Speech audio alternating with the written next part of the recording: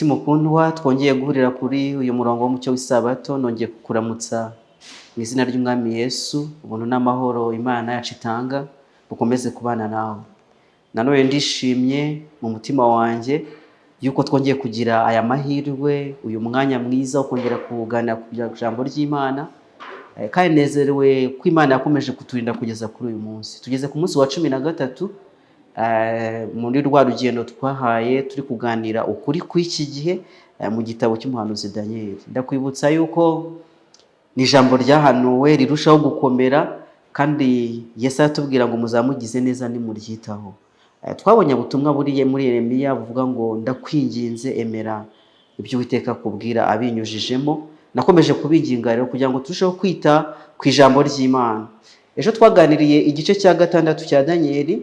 Muri aka kanya nicyo twongeye gukomeza, nicyo tugiye kuganira, kandi nabihaye insanganyamatsiko itubwira ngo bidatinze tugiye kurenganwa tuzira kuramya Imana Umuremyi.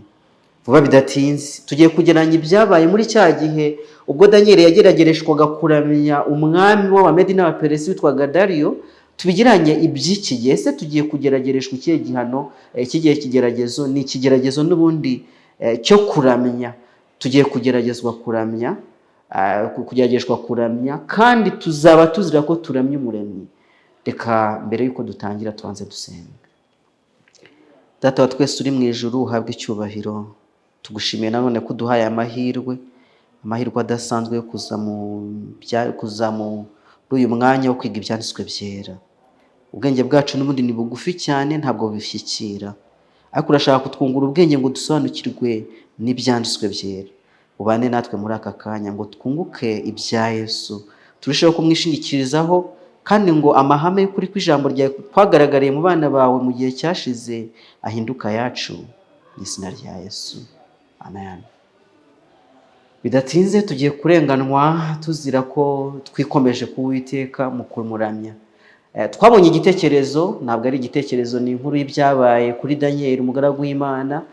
Muri Daniel igice cya 6, wa mugabo wari ugeze mu zabukuru, ari mu myaka 80, ariko mu butegetsi bw'Abamedi n'Abaperesi abantu bamugirira ishyari mu nshingano yari afite z'ibwami, maze bemeza kumushakaho igicumuro kugira ngo bamushyire mu kaga. Ariko barashakishije babura impamvu bamurega, keretse bagiye kuyishaka mu magambo y'amategeko y'Imana ya Imana Umuremyi. Niko byagenze koko, maze baza kuvumbura ibanga ry'imibereho ye idasanzwe, imibereho yo gusenga. Ngo yasengaga 3 mu munsi, kandi amadirishya y'inzu ye akinguye yerekeye i Yerusalemu, kuko amasezerano y'Imana yari yarasezeranye ko abazajya bataka bari mu bindi bihugu babanyagiyeyo bakerekeza i Yerusalemu, Imana izajya yumva gusenga kwabo. Yikomeje kuri iryo sezerano, maze atangira kuryishyuza, akajya asenga amadirishya akinguye, kandi ntabwo yabikoraga rimwe gusa ku munsi, ahubwo 3 mu munsi. Twasomye amagambo akomeye yuko imibereho ya Daniel yari imibereho yo gusenga, imibereho yishingikije ku kubana nayo, ku buryo ntabwo bwajyaga bucya atarabyuka weya, ahubwo ngo indirimbo z'inyoni ntabwo zigeraga zimutanga guhimbaza Imana ye mu masengesho.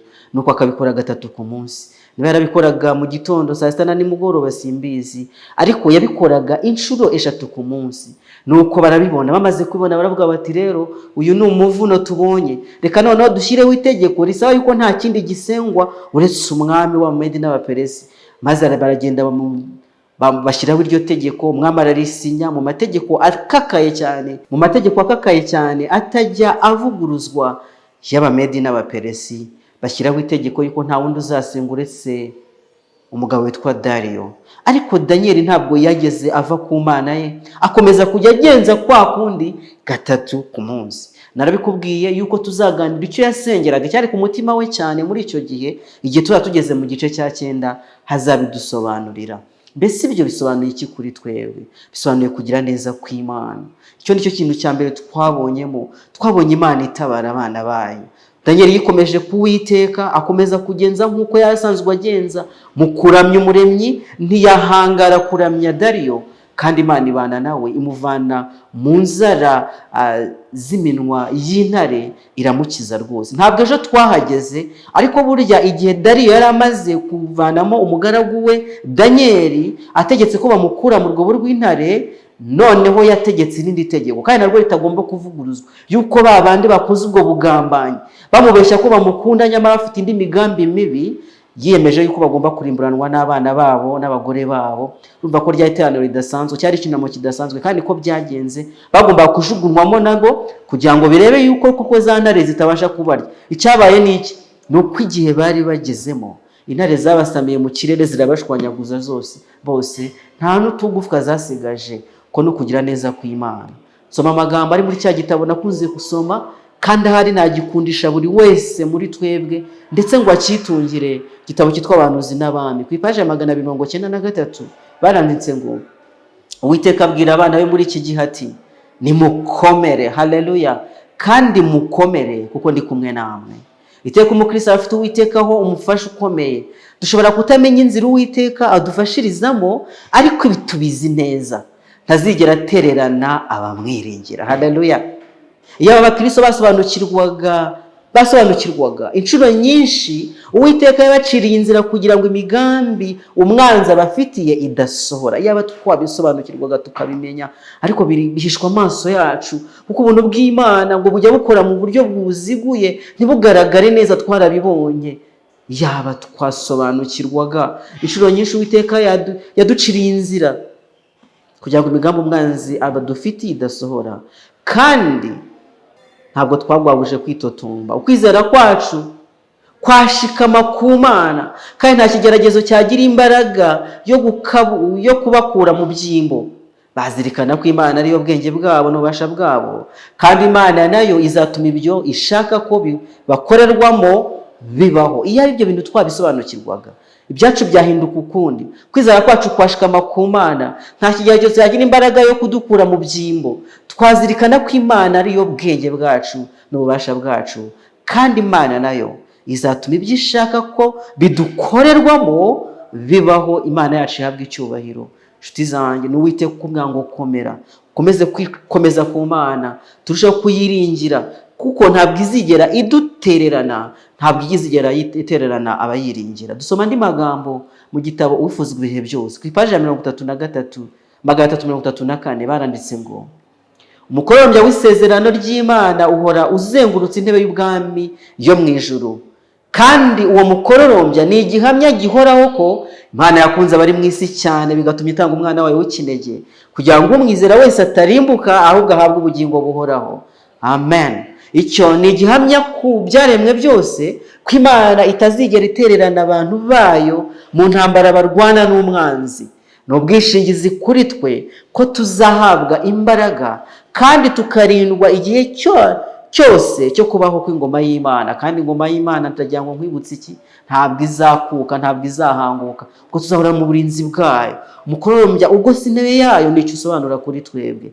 Nuko amasezerano y'Imana ari uko izakomeza kuturinda no kudushyigikira, izakomeza kutumundikira mu mababa yayo. Ntabwo tuzagira ikidutera ubwoba, nk'uko twabibonye muri Zaburi ya 91 ejo. Nanone kandi umwanditsi yanditse mu gitabo Kugana Yesu, aya magambo nayo ndayagutuye. Haravuga ngo, Imana ntishaka ko abantu bayo bicwa n'imibabaro, oya, ariko rero umwami wacu ntadushuka ngo atubwire ati humura nta kaga uzabonera mu nzira yawe. Umwami azi ko hari imibabaro n'amakuba bigera ku muntu wese, nicyo gituma abitwerurira neza. Ntashaka gukura abantu be muri iyi si y'ibyaha n'ibyago, ahubwo abereka ubuhungiro bahungiramo. Yasabiye abigishwa bati, sinsaba ko bakura mu isi, ahubwo barinde umubi. Maze arababwira ati, mu isi muhorana umubabaro, ariko nimuhumure nanesheje. Inshuti yanjye, ibigeragezo bizaza, bazakujugunya no mu rwobo rw'intare niba ari ngombwa, ariko Uwiteka azaba ari kumwe nawe. Ayo niyo masezerano y'Imana. Ntabwo Imana isezerana yuko ibintu bizahora biri smooth, akazi kagenda neza, nta banzi dufite, nta nzara, nta burwayi, ibintu byose bigenda neza mu muryango. Oya, ntabwo ari Imana idusezeranira, ahubwo iratubwira ngo shikama, ndi kumwe nawe. Ntabwo Imana yigeze ikura abantu mu isi, ahubwo ishaka no kuturinda umubi, kandi kuturinda umubi nuko yirukanwa muri twe, tukaba dufite Yesu umutabazi wacu n'ibyiringiro bizima, we mahoro yacu. Imana yacu ihabwa icyubahiro. Iyo dusuzumye igice cya 6 twaganiriye kandi turi kuganira nonaha, ntabwo twabura kongera gutekereza ibyabaye ku bagaragu b'Imana mu gice cya 3. Mbese ntabwo mubona yuko izi nkuru ebyiri zihuye? Twabonye abagaragu b'Imana muri Daniel igice cya 3, Hananiya, Mishayeli na Azariya bahangana n'ikigeragezo cyo kuramya bari bonyine, ndetse Nebukadinezari yibwiye yuko Daniel yaba yabashutse, ariko baravuga bati mwami nta kibazo dufite, Imana yacu dukorera niyo twiringiye, ibasha kudukiza kandi izadukiza, kandi yarabakijije, izina ryayo rihabwa icyubahiro. Ubu rero igice cya 6 cyo ni Daniel agezweho nawe ngo agerageje ikigeragezo cyo kuramya we wenyine, nanone babandi badahari. Erega ntabwo dukirizwa mu matsinda, dukizwa umuntu wese ku giti cye. Hari rero ibintu bitatu ibi bice bihuriyeho. Icyambere nuko aba bantu b'Imana bose bagezweho n'ikigeragezo cyo kurenganyirizwa kumvira amategeko y'Imana, barimo bararenganirizwa kumvira amategeko y'Imana. Hari umwami Nebukadinezari ushaka ko abagaragu b'Imana muri Daniel igice cya 3 bobabarira igishushanyo kugira ngo bakiramye, batakiramya bakajugunywa mu itanura ry'umuriro. Kandi hari nanone muri Daniel igice cya 6 umugaragu w'Imana Daniel ugeze mu zabukuru uri kubuzwa kuramya umuremyi, abo ngo aramye umwami Dariyo atamuramya akajugunywa mu rwobo rw'intare. Icyo ni icyambere bihuriraho, ni ikibazo cyo kuramya. Abantu b'Imana bagomba kurenganwa bazira yuko bataramije ikitari cyo kuramywa, ahubwo baramya Imana umuremyi. Icya kabiri bihuriyeho ni ukuramya kw'ikinyoma. Ese bose ntabwo ari ukuramya kw'ikinyoma? Itegeko rya kabiri ryaricwaga mu gice cya 3, bari basabwe kubararira ibishushanyo bisengwa. Mu gice cya 6 noneho itegeko rya mbere riribasiwe, barashaka yuko hagira undi ugaragara nk'aho ari Imana yo gusengwa, uwo ni umwami Dariyo, kuramya kw'ikinyoma. Icya 3 nuko muri izi nkuru zombi, haba muri Daniel igice cya 3 ndetse n'igice cya 6, tubona gukiza abakiranutsi binyuze mu butabazi bw'Imana. Mbega ukuntu abantu b'Imana baciye mu misoto! Mbese urabona abadanyeli ba Saduraka, Meshaki na Abedenego mu itanura ry'umuriro, ngo umwami Nebukadinezari yarabitegereje abona ntabwo bari bonyine, ahubwo bari kumwe n'Imana. Haleluya! Babonye bari kumwe n'undi muntu udasanzwe, kandi Nebukadinezari arihamiriza ati arasa n'umwana w'Imana wa 4. Nuko arabahamagara ati bagaragu b'Imana, ngaho nimuvemo, Imana yanyu irakomeye cyane, nta yindi Mana ibasha gukiza bene aka kageni. Erega ntayihari. Kandi amagambo dusoma muri Daniel igice cya 6 ntabwo ayo twayagezeho, ariko asa nayo.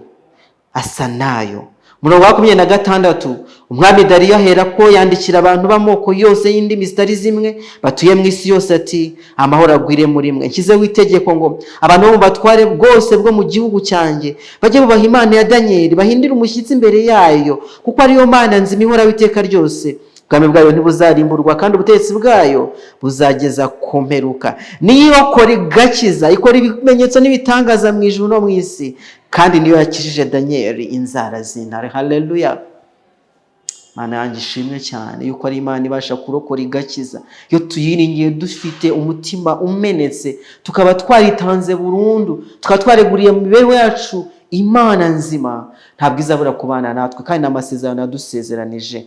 Nshuti zanjye, reka dushikame ku Uwiteka, reka tumushikamishe mu mutima wacu. Erega isezerano ry'Imana muri Yesaya 26 umurongo wa 3 haravuga ngo ugushikamishije umutima uzamurinda abe amahoro masa, kuko akwiringiye. Maze umurongo wa 4 umugaragu w'Imana Yesaya ahamagarira abantu kwiringira Uwiteka ati yemwe nimwiringire, mujye mwiringira Uwiteka, Uwiteka Yehova wenyine. Nanjye ndabasaba mu izina rya Yesu, mushikamishe ibyiringiro byanyu ku Mana, mubane n'Imana mu masengesho no kwiga ibyanditswe, murushaho kuba komatana nayo. Ndagira ngo tuvuge iki? Nuko ibyabaye kuri Daniel bihuje neza n'ibyabaye kuri Saduraka, Meshaki na Abedenego tumaze kubivuga, ko Imana yabakoraga mu itanura ry'umuriro utashoboye kugira icyo batwara, kandi umusatsi wo ku mitwe yabo utababutse, n'imyambaro yabo ntacyo yabaye, habe ngo wakumva n'umuriro ubanukaho. Niko ijambo ry'Imana yatubwiye. Kandi amasezerano y'Imana muri Yesaya 43 umurongo wa 1 n'uwa 2 haravuga ngo witinya kuko nagucunguye. Haleluya!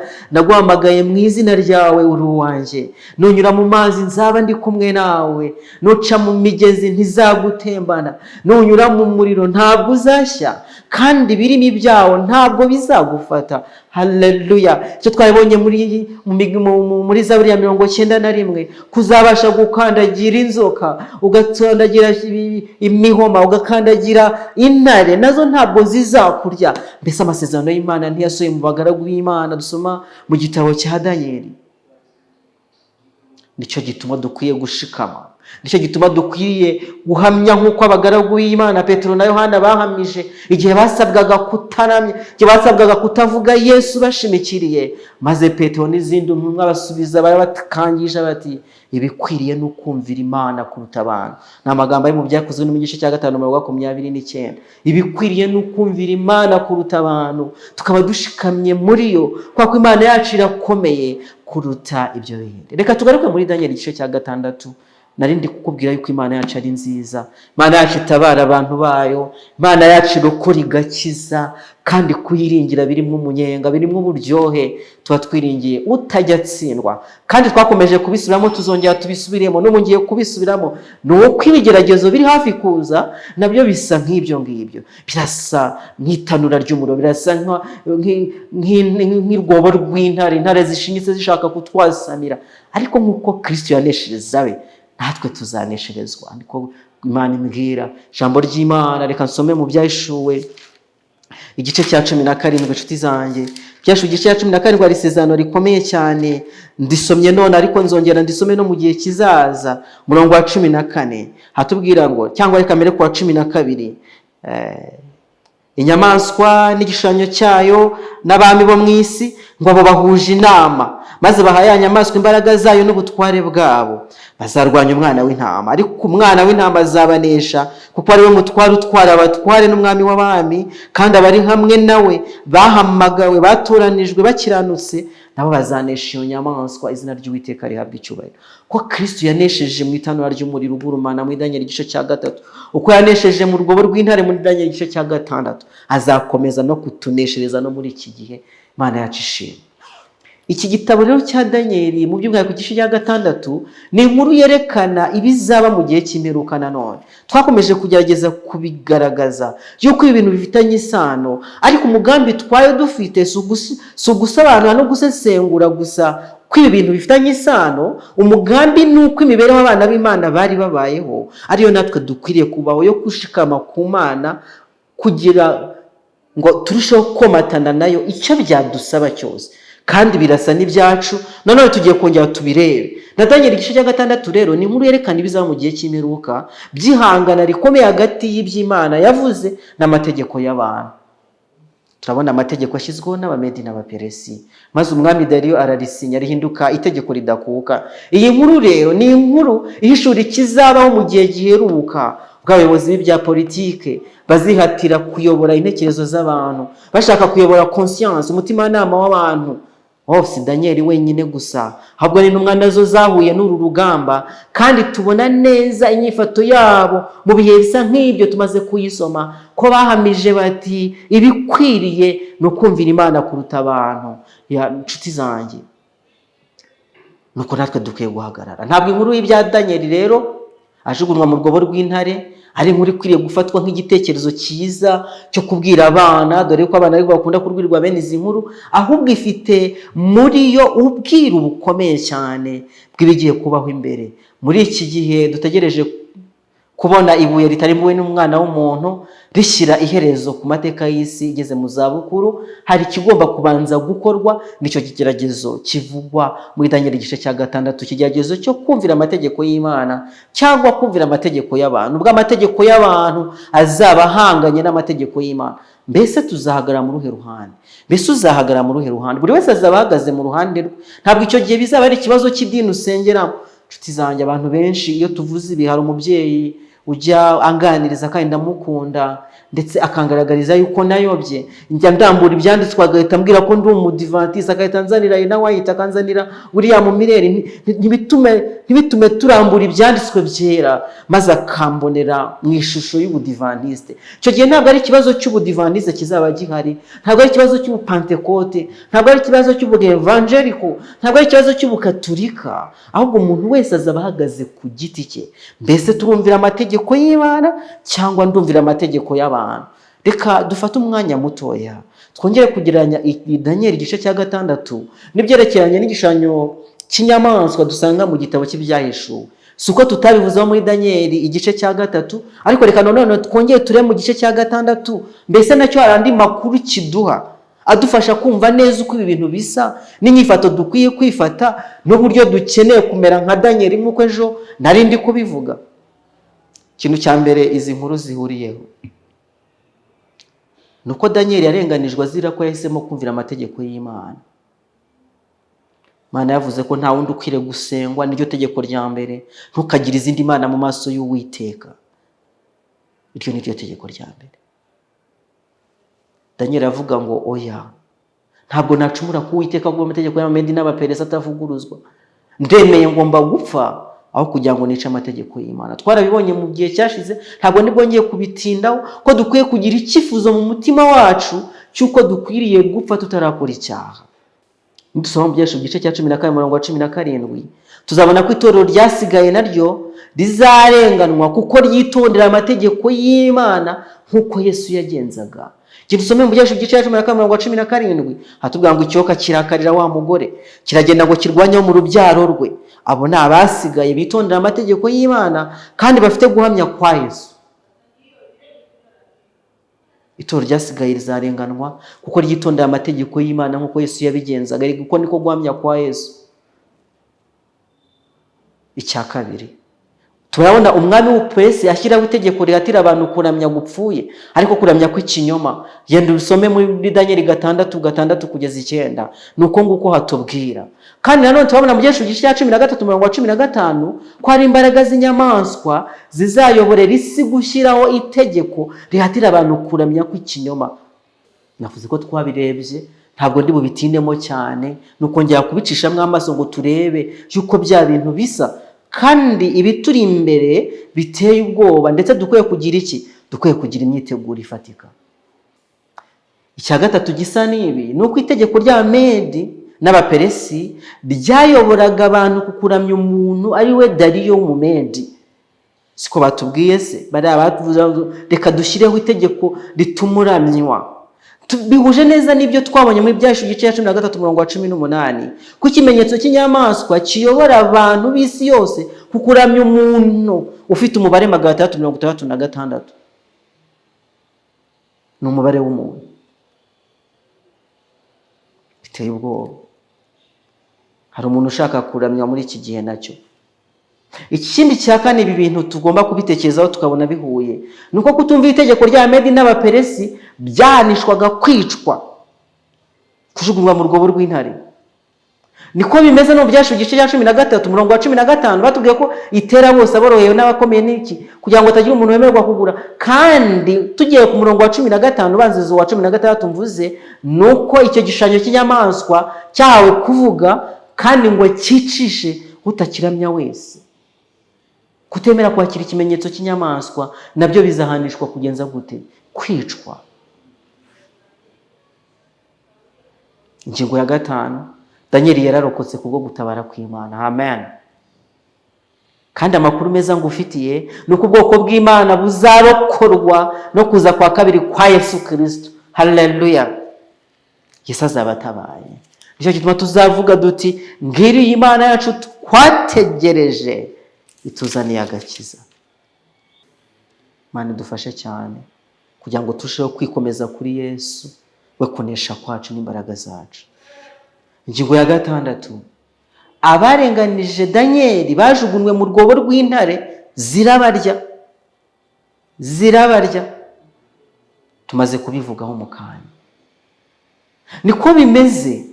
Abaramye inyamaswa n'igishushanyo cyayo bakarenganya abantu b'Imana, abo bantu bazagerwaho n'ibyago 7 biheruka, ari byo mujinya w'Imana witeguye udafunguye mu amazi. Dusanga mu byashu gice cya 14 uhereye ku murongo wa 9 kugeza wa 11. Kandi ibyo byago 7 bivugwa neza mu gice cya 15 n'icya 16 cy'ibyahishuwe. Aya makuru ateye ubwoba yerekeranye n'ibyago 7. Niba tuzabona umwanya wo kubivugaho simbizi. Bisuzaba mu ruhe ruhande. Uremera kuba Daniel? Twarabibonye kandi tuzakomeza kubisubiramo ko Daniel ari ubwoko bw'Imana bw'iki gihe byo gucirwa urubanza. Mbese uraba Daniel cyangwa uraba umwe muri bari abatware babi bashaka yuko Daniel ashyirwa mu kaga? n'ubu uri umwe muri abo nawe umenya yuko n'ubundi imbere yawe hari urupfu rudasanzwe, urupfu rw'iteka ryose. kandi inshuti zanjye, ruzabanzizwa n'ibintu bikomeye, ibyago 7, ubwo abantu bazifuza urupfu bakarubura. Imana ikurinde kuzamura uwo mugabane. Iki gice cya 3 n'igice cya 6 cya Danieli, urabona ko biduha ipica ikomeye bigomba kubaho muri iki gihe cy'imperuka, nk'uko byahishuwe na Yesu Kristo ku kirwa cy'Ipatimo maze akabihereza Yohana. Hari ibintu nanone dukwiye gutekereza byabaye muri ibi bice byombi, dukwiye kurebaho neza, maze tukabona uburyo bihuje byuzuye n'ubuhanuzi bwerekeye iki gihe cyacu dukereje vuba bidatinze. Reka dutekereze ku itegeko. Cyambere tubonamwo ni itegeko. Amategeko y'agahato, amategeko y'akarengane, amategeko anyuranya n'imitima nama yacu. Amategeko. Cyambere ni itegeko. Muri buri nkuru, yaba mu gice cya 3 n'igice cya 6, ijyana no gushyiraho itegeko rihatira abantu kuramya kw'ikinyoma. Kintu some Daniel igice cya 3 umurongo wa 5, some muri Daniel igice cya 6 umurongo wa 7 kugeza wa 9, uraza kubona bigenza gute hashyirwaho itegeko. Niko bimeze no mu byashuwe, uraza kubona hashyirwaho itegeko mu byashuwe 13 umurongo wa 18. Ikiguzi cy'ibi byose nuko abantu bagomba kutumvira Imana, maze bakica rimwe cyangwa amwe mu mategeko 10 y'Imana. Uwo ni wo mugambi nanone. Ibi bihe uko ari 3 byose bigendana nuko umuyobozi ukomeye kuruta abandi ku isi ari gushyiraho itegeko riteganya urupfu rujyana ku karengane k'abana b'Imana. Ibi bintu urabyumvise. Itegeko rihatira abantu kugenza gute kuramya kw'ikinyoma. Itegeko rishyizweho n'umwami. Itegeko ririmo ibihano by'urupfu. Itegeko rigamije ko rimwe mu mategeko y'Imana agenza gute agomba kwicwa. Twarabibonye yuko abana b'Imana Daniel yageragereshejwe kwica itegeko rya mbere, ntukagize izindi mana amaso yanjye. Abagabo b'Imana bageragereshejwe kwica itegeko rya 2, ntukiremere igishushanyo kibajwe, Basaduraka Meshaki na Abedenego. Natwe turagerageshwa itegeko rya 4, wibuke kweza umunsi w'Isabato. Bino bintu ntabwo abantu babiha agaciro, cyane cyane abaprotestani. Iyo havuzwe amategeko, ntabwo bahakana ko amategeko y'Imana ari ay'agaciro. Igihe tugiye ku gisate cya 2, ntukice, ntugasambane, ntukibe n'ibindi. Ariko aya mategeko yerekana isano dukwiye kujyana na Yesu. Ndetse kuyica kubigaragara ukabona nta nicyo byangirije sosiyete, ntabwo yitaweho. Nshuti zanjye, igihe Isabato ivuzwe, nta muntu uba wahohotewe, nta kibazo cyavutse, bigasa nkaho nta gaciro bifite. Niko byari bimeze kubona Daniel asabwa gusenga gusa. Erega bisa nkaho ibyo bintu byoroshye. Hari bari kumugira n'inama, utese bundi wabaye ibyore mu minsi 30 nyuma ukazakomerezaho. Hari abantu bajya bafata ibyemezo nk'ibyo kuko ntacyo bibangamiyeho abantu. Hari igihe twigeze kugerageshwa ikigerezo nk'icyo cyo kwica itegeko ry'Imana ry'Isabato, maze mbona akazi keza rwose. Nari ndi mu bushomeri, haboneka akazi, ariko dusabwa yuko tuzadukora iminsi 7 kuri 7. Nta nubwo twari gukorera muri quartier z'iwacu, ni akazi kari ako muri statistique mu ibarurisha mibare. Twari kujya mu misozi ya kure aho batatuzi, bazavuga batari ko bite byawe, aka kazi kazamarira amezi 13. Wakoze amezi 13 yarangira ukazasubira mu buzima bwawe busanzwe, nta n'uzaba warabimenye. Ariko Imana izaba yarabimenye, dore yuko iri tegeko nta n'ikibazo rifitanye n'abantu. Rega nta kibazo rifitanye n'abantu, ariko vuba bidatinze bizaba amategeko noneho y'ubwami. Bizaba amategeko ashyizweho n'ubutegetsi budasanzwe bwa politike kandi bukomeye kuruta ubundi, ndetse ateganya n'ibihano byo kwicwa n'uburyo bwo kuzakwicamo. Ubwo byose bizaba biteganijwe. Imana idufashe kugira ngo dutekereze kabiri, twite ku mibereho yacu y'iby'umwuka cyane.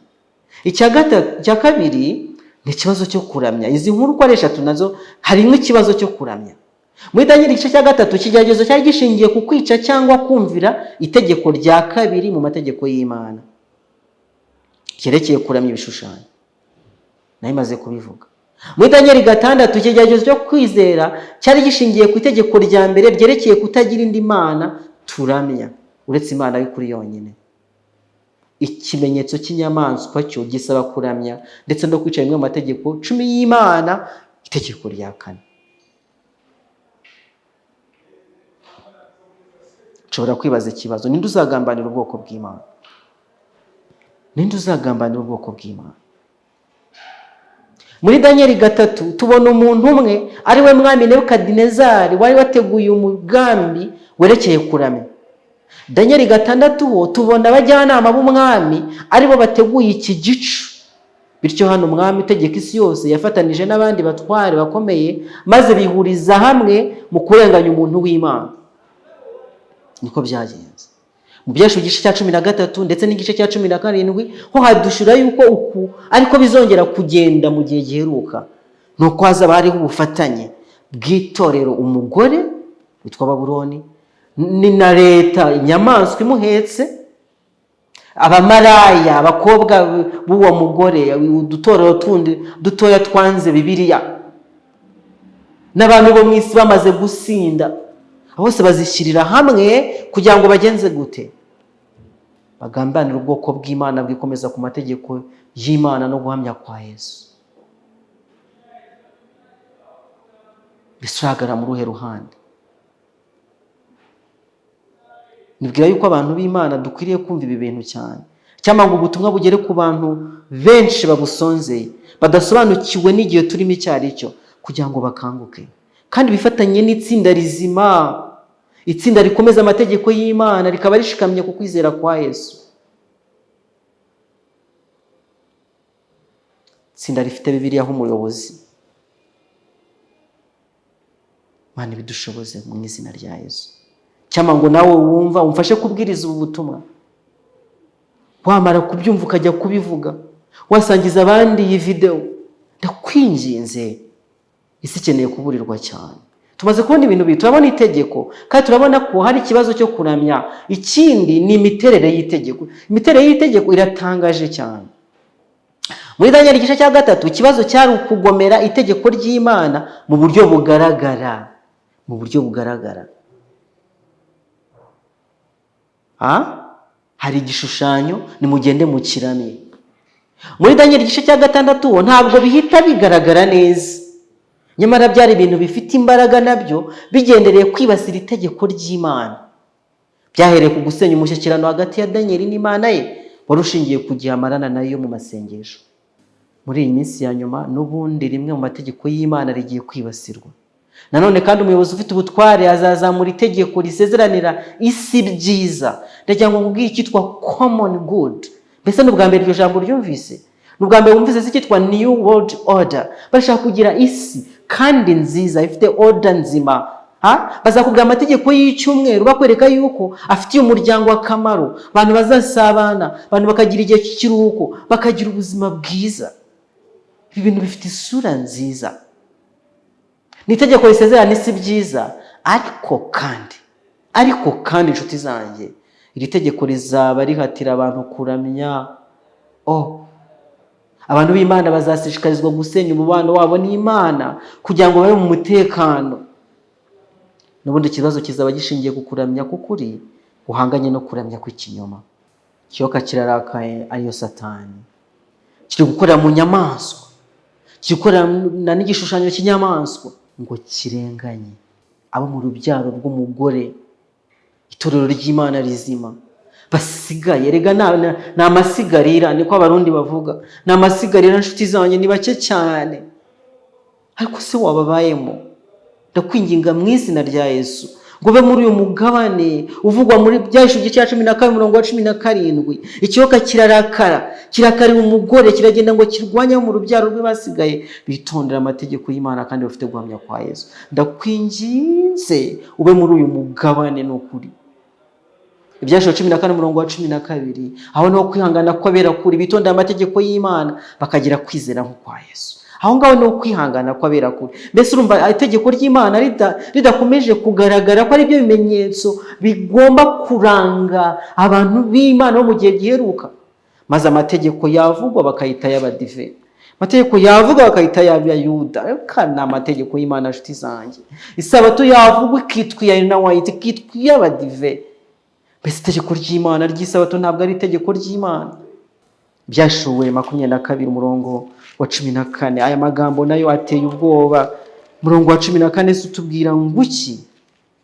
Hahirwa abakomeza amategeko y'Imana kugira ngo bemerwe kwegera cya giti cy'ubugingo kandi banyure mu marembo binjire muri rwa rurembo. Hahirwa abakomeza amategeko y'Imana. Uravuga utubisomye nabi kubera ko muri Bibiliya dufite handitse abamesera ibishura byabo kugira ngo bemerwe kwegera cya giti cy'ubugingo. Ariko usome hasi hari akajambo katwereka ko hari reference ya ga. Baravuze ngo abamesera ibishura byabo cyangwa abakomeza amategeko y'Imana.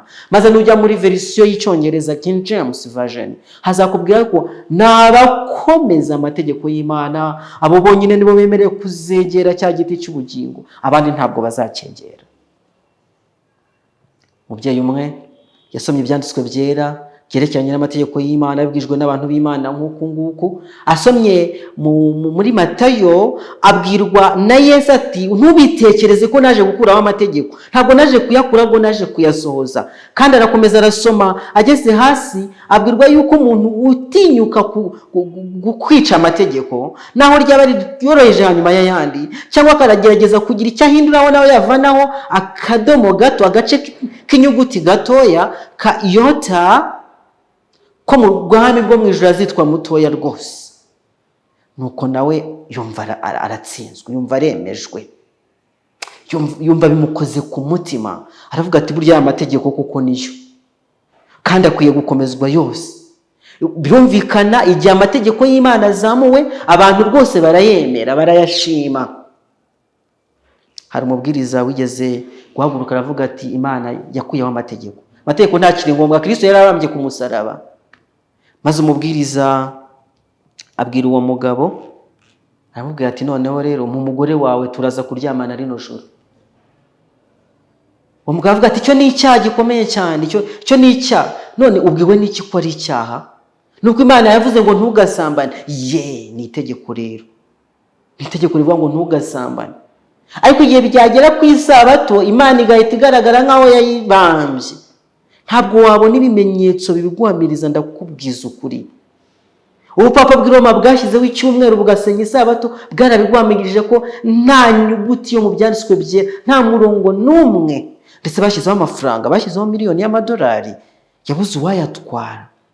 Mbese abo baprotestani babikuye he noneho?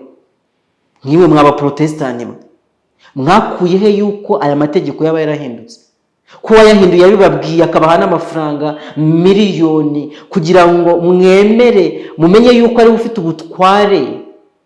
Kuki mutangiye kugira ibihimbano mugenda muhimbahimba ku byerekeranye n'amategeko y'Imana?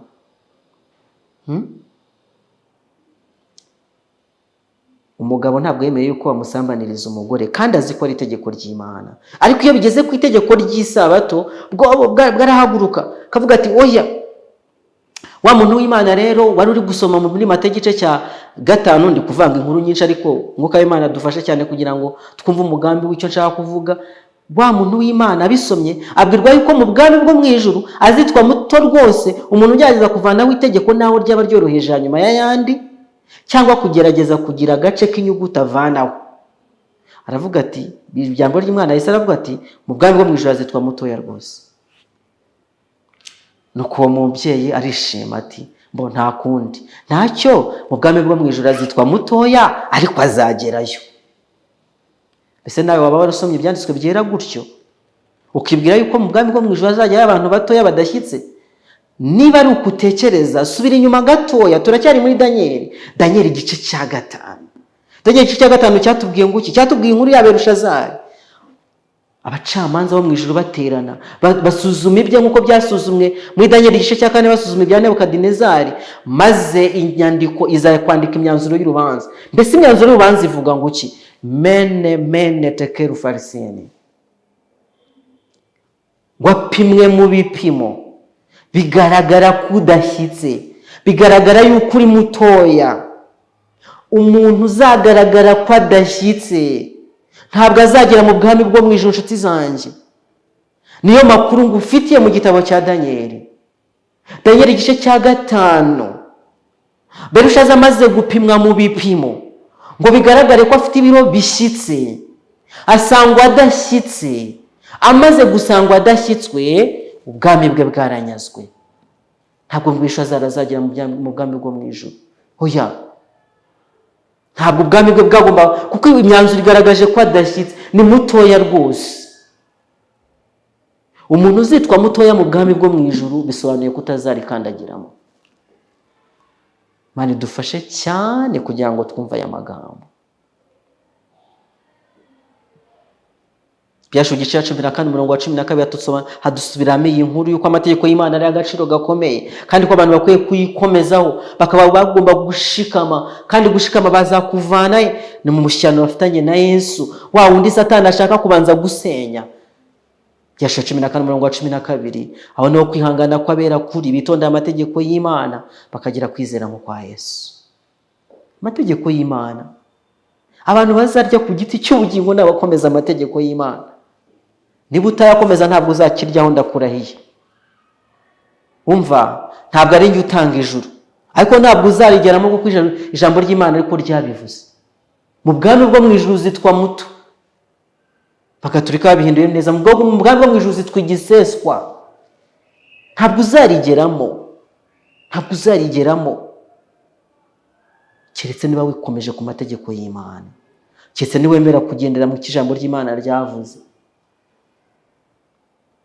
Uranga isabato ngo ni y'abadive, urayihora se ko ari umudive waguhemukiye? Mbese urayihora iki? Ntabwo ariyo bizagwa nabi, ni wowe bizagwa nabi. Igihe Pawulo yabwirwaga ibyo kurwanya Yesu, yabwiye ngo biragukomereye cyane kurwanya. Ni nko gukubita umugeri ku mihunda. Mbese umuhunda ni iki?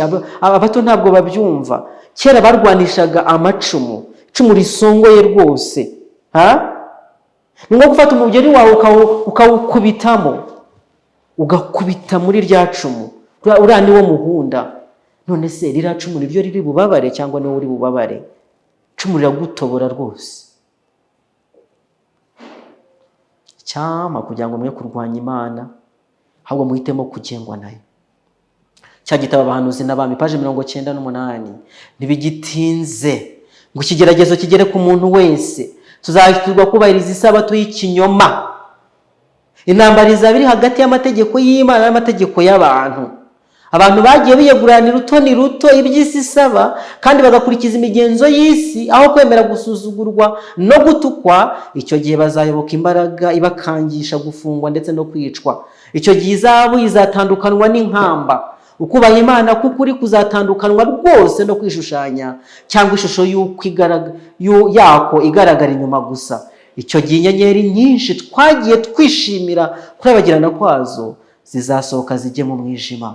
Abantu bagiye bahabwa inshingano bakarimbishwa imirimbo y'ubuturo bwera, nyamara batambaye gucyanuka kwa Kristo. Icyo gihe bazagaragara bakozwe n'isoni n'ubwambure bwabo. Abo ni abakozi bakorera mu ruzabibu rwa Yesu, bari kubwirwa. Abantu babwirije ubutumwa bwa Marayika wa gatatu urarikira abantu kwitandukanya no kuramya amaso y'igishushanyo cyayo, ariko nguko kuri ukaba kutarabejeje mu mitima yabo. Abo ngabo nabo bazasohoka ngo bajye mu mwijima w'icuraburindi. Erega kwitwa umudivantiste ntabwo ari byo byakiza umuntu, keretse kwemera kugendera mu by'Imana isaba. Nayo maze kubivuga, igihe kigiye kuza umuntu wese ku giti cye ahagarara ari wenyine, nta wundi bari kumwe, ahubwo ahagaze wenyine n'Imana ye. Mbese uzaba uri mu ruhe ruhande? Mbese iki gihe kizagusiga amahoro? Kandi ntabwo bigitinze rwose, ibimenyetso biratwereka ko biri hafi. Imana ibikumvishe mu izina rya Yesu. Ndashaka gusoma ibindi bihamya bikeya maze ngasoza. Mu ntambara ikomeye ku ipaje 422 na 423, ubwo igihe cy'ishungura kizaba kigeze, ni vuba bidatinze, abagize ijambo ry'Imana umuyobozi w'ubugingo bwabo bazagaragara. Mu gihe cy'impeshyi ntabwo ushobora gutandukanya ibiti bihorana ibibabi bitoshye n'ibindi biti, ariko iyo umuyaga w'urugaryi uhindukiye, ibiti by'amababi atoshye ntibihinduka igihe ibindi byashizeho amababi. Uko niko n'abambaye ishusho y'ubukristo nta washobora kubatandukanya n'abakristo nyakuri muri iki gihe, ariko igihe kiri hafi itandukiro rikagaragara. Mureke impaka zibyuke, ubwaka no kutababarira byongere bihabwe umwanya. Muri wo karengane utangiye kugurumana, nibwo abafite kwizera kujegajega n'abakristo b'indyarya bazava mu byizerwa, ariko umukristo nyakuri we azahagarara ku rutare ashikamye, afite kwizera gukomeye. Ibyiringiro bye bizarabagirana kurusha mu gihe cy'amahoro. Munyazaburi yaravuze ati, kuko ibyo wahamije ari byo nibwira, amategeko wigishije amesha guhitamo, nicyo gituma nanga inzira z'ibinyoma. Icyo gihe nibwo umuntu azagaragara. Umwanditsi arakomeza ngo, hahirwa umuntu ubonye ubwenge n'umuntu wiyungura kujijuka, ko azabana n'igiti cyatewe hafi y'amazi, gishora imizi mu migezi, ntikizatinya amapfa nacana, ahubwo ibibabi byacyo bizahorana itoto. Ntikizita ku mwaka wacanyemo amapfa, kandi ntikizareka kwera imbuto zabyo. Inshuti zanjye, igihe cy'ishungura kiri hafi, kandi nibwo itandukaniro rizagaragara ry'abaramya Imana by'ukuri n'abishushanya. Ngira ngo ubu ni ubutumwa noneho bw'abantu bibwira ko bazi ukuri nyamara bakaba batakugenderamo. Amagambo ari mu byaduka byo mu minsi y'imperuka, cyangwa ibizaba mu minsi y'imperuka, ku kangingo ka 232 baranditse ngo, mu ntambara izashozwa mu minsi iheruka, imbaraga zose z'ikibi zahakanye kumvira amategeko y'Imana zizihuriza hamwe kugira ngo zirwanye ubwoko bw'Imana. Muri iyo ntambara, isabato ariyo munsi w'ikiruhuko cyo mu itegeko rya 4 niyo ngingo y'ibanze izaba gashoza ntambara, bitewe n'uko mu itegeko rya 4 umutegetsi mukuru wubwe yigaragaza nk'umuremyi w'ijuru n'isi. Icyo gihe barakomeza ngo, tumaze igihe kirekire twiteze kubona ishyirwaho ry'itegeko ry'icyumweru mu gihugu cyacu, kandi noneho ubwo ikangarana ry'icyumweru ridusatiriye ryahuranije, turabaza tuti, mbese abizera bacu bagomba gukora iki mu gihe nk'iki? Dukwiye gushakashaka Imana mu buryo budasanzwe. Icyo nicyo gisubizo, kugira ngo iduhe ubuntu n'imbaraga zayo.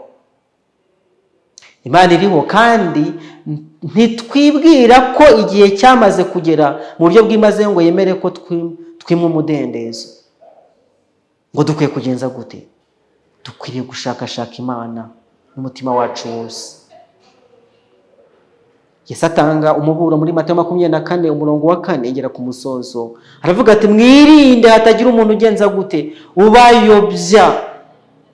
Kandi muri Luka 21:36 atanga undi muburo udasanzwe, nuko rero mujye muba maso, musenge iminsi yose, kugira ngo mubone kurokoka ibyo byose byenda kubaho. Iryo ni ryari banga ry'umugaragu w'Imana Daniel, kandi niyo mpamvu yabashije kurokoka. Niyo mpamvu Kristo yaje agasanga aramuzi, maze yarageze mu rwobo rw'intare bagahurirayo akamutabara. Nojya kukubwira yuko Kristo ari hafi kugaruka, kandi ubwo abwiye amaso yacu azamubona, tuzavuga duti, ngiriya Mana yacu twategereje tuzaniye agakiza. Azabaje gutabara ubwoko bwe nk'uko nabikubwiye muri bya bice byose, igice cya 3 cya Daniel, igice cya 6, igice cya igitabo cy'ibyahisho, byose bitanga ihumure yuko Imana yacu ari umutabazi. Mbese uremera kwifatanya nayo? Mbese uremera kuvugura umubano ufitanye na Yesu? Mbese uremera kumera nka Daniel mu kubana n'Imana, mu kwiga ijambo ry'Imana no gusenga? Mbese urashaka gusobanukirwa n'ibihe ngo urusheho gushaka imbaraga ku Mana? Nta kindi wakora, tumaze kukibona yuko ubwo ibintu bimeze gutyo, ubwo isabato ariyo munsi w'ikiruhuko cyo mu itegeko rya 4 ugiye kuba ingingo y'ibanze izaba gashoza ntambara, tubonye icyo tubasha gukora gusa nuko dukwiye gushakashaka Imana mu buryo budasanzwe kugira ngo iduhe ubuntu n'imbaraga zayo. Uremera? Ndakurarika mu izina rya Yesu ngusheho gushakashaka Imana, kandi ntabwo iri kure cyane, iri hafi yawe. Tugire umuco nk'uwa Daniel wahoraga mu byanditswe byera, wabyuka akagare mu gitondo ashakisha kandi asenga yishyuza Imana amasezerano yo mu ijambo ryayo. Reka kubera yawe Imana ibigushoboze, kandi nanjye ibishoboze, niko gusenga kwanjye mu izina ry'Umwami wanjye Yesu Kristo, amen. Reka dusenge. Data udukunda uri mu ijuru, uhabwe icyubahiro. Tugushimiye nanone ijambo ryawe, tugushimiye kuri mwiza kandi imbabazi zawe zihoraho iteka ryose. Tugushimiye kuri izo mbabazi arizo zaryandikishije kugira ngo tumenye amakuru meza, amakuru y'ikitutegereje, amakuru ko dukwiye kwifata n'umusozo wabyo. Himbazwe kuzasoza utuneshereje, ukadukura mu isi y'ingorane n'ibyago. Tukwishyize mu maboko rero kugira ngo tugengwe nawe kuri buri ntambwe, utwigishe gusenga nk'uko wabyigisha abigishwa bawe. niko gusenga kwacu muri aka kanya mu izina rya Yesu.